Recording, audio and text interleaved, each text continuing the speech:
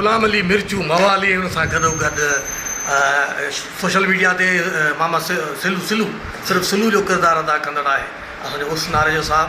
इहे अॼु मूं वटि जाम शुक्रिया आया आहिनि, मुंहिंजे घर में आया आहिनि ऐं जीअं त हिते हिन जे मुंहिंजो जेको ड्रामो आहे जेको KTN ते तमामु जल्द रिलीज़ थियण वारो आहे, ॼमी फाथा आहिनि, उनजो ॿई मेन कैरेक्टर आहिनि साॻियुनि नालनि सां, मिर्चू मवाली ऐं सिलू जे नाले सां।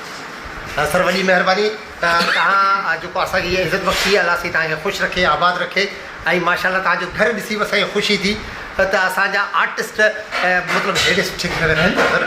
लख कुर्ब मिर्चू तूं छा थो चवे? अदा आऊं ॾिसण वारनि खे इहो ई चवंदुसि त आऊं हमेशह फन सां मोहबत रखण वारो माण्हू हुउसि ऐं मामा लालूअ खे ॾिसंदो रहंदो हुउसि ऐं मुंहिंजे ज़हनो घुमाइण में इहा शइ न हुई त को आऊं एक्टर थींदुसि या मामा लालूअ जहिड़ी मशहूरु हस्ती माशाअल्लाह सां सीनियर एक्टर, सीनियर डायरेक्टर ऐं मामा लालूअ जेके ड्रामा कया तमामु मक़बूल तरीन KTN ते विया, जिन में जेके बिल्कुलु मामा लालू बज़ाते ख़ुदि मामा लालू जेको ड्रामो वियो तमामु बहितरीन, जंहिं ड्रामे मामा लालू खे मामा लालूअ मां मामा लालू बनायो। मनान अब्बासी मां मामा लालू बनायो चरिया। अरे हा, मनान अब्बासी, मनान अब्दुल मनान अब्बासी।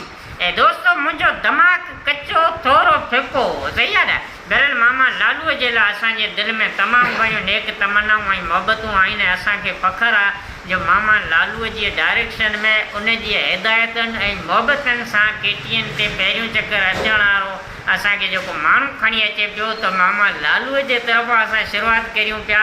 इहा वॾी महिरबानी मामा लालूअ जी आहे। हीउ ड्रामो तमामु बहितरीन वेंदो मामा लालूअ जे ॿियनि ड्रामनि वांगुरु, ॾिसण न विसारींदा। ड्रामे नालो छा आहे? ॼमी फाथा KTN ते ड्रामो आहे। इनशाला हिननि ॿिन्ही दोस्तनि खे जहिड़े तरीक़े सां मूं हिन ड्रामे में आंदो आहे, इनशाला इहे असांजे हिन ड्रामे जो हिसो रहंदा। जेसि ताईं बि ड्रामो हलंदो हीउ मुंहिंजे ड्रामे में मौजूदु हूंदा इनशाला। सर पोइ असांजे लाइ को हुकुम कमु न त पोइ असांखे ज़रूरु ठटे वञिणो आहे, ठटे नंगर ठटे मौला पंदर बाग तव्हांखे आबाद कंदो, वरी सदाईं गॾु। आमीन। लख कुर्बान। हलो हलो, वॾी महिरबानी।